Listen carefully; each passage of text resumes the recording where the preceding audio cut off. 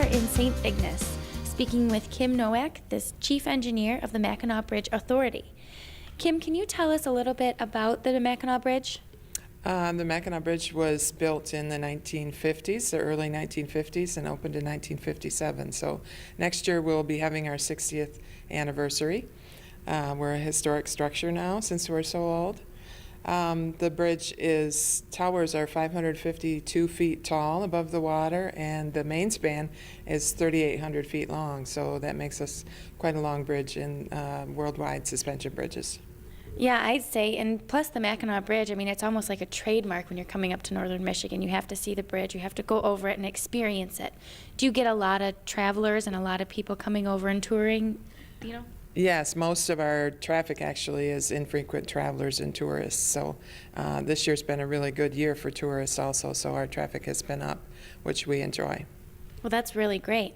So what's some of the maintenance that is required to take care of the Mackinac Bridge?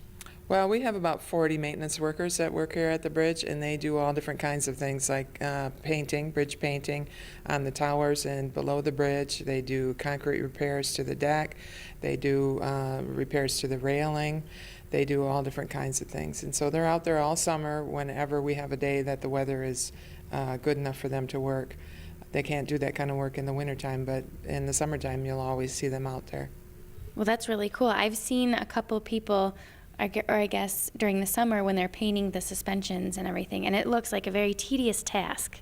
Well, I wouldn't call it tedious. It's, yeah, they have to climb up there on the main cable and use the spray equipment to spray the main cable and to do the suspenders, and so they do their work up high, and they do it with the harness on. They're very safe about their job, but yeah, it's interesting work, that's for sure. Yes, definitely. What is some of the stuff that you have to do towards the winter? Do you have to winterize it? How do you put salt down, or do you use sand? What are things that you can do to winterize the bridge? Well, we don't have to do a whole lot to the bridge itself, but we make sure that we have enough salt on hand and sand on hand. We don't use salt out on the bridge, but we use salt in our plaza area. We use just sand out on the bridge because we don't want to add the salt and start corroding the steel. So we make sure our supplies are built up. We make sure our plow trucks are all raring to go, and we sometimes have employees that need plow training, and we'll do that in the early fall, so we make sure we're ready for the time when the snow comes. Yeah, and it's coming very, very soon. Is there any times that you have to shut the bridge down completely? Sometimes we do. We've had a couple of times in the past few winters where the snow was so strong and blowing across the bridge that the visibility was zero. So we had to close the bridge for that purpose because people couldn't see where they were going. So sometimes that happens, and sometimes strong winds will close the bridge down. And how long has the longest time been where you've had to close the bridge? Like how many days has it been closed? I don't think we've had any that are multiple days, but we've had some that were up to like 8 hours of a bridge closure. I'm just giving you an approximate number. I'm not sure if that's exactly right, but we've had some long ones. And in fact, we're escorting today because of some strong winds that are coming through the Straits area. Is that normal to escort people when it is windy? Yes, when the winds get above 35 miles an hour, we start escorting the tall vehicles across.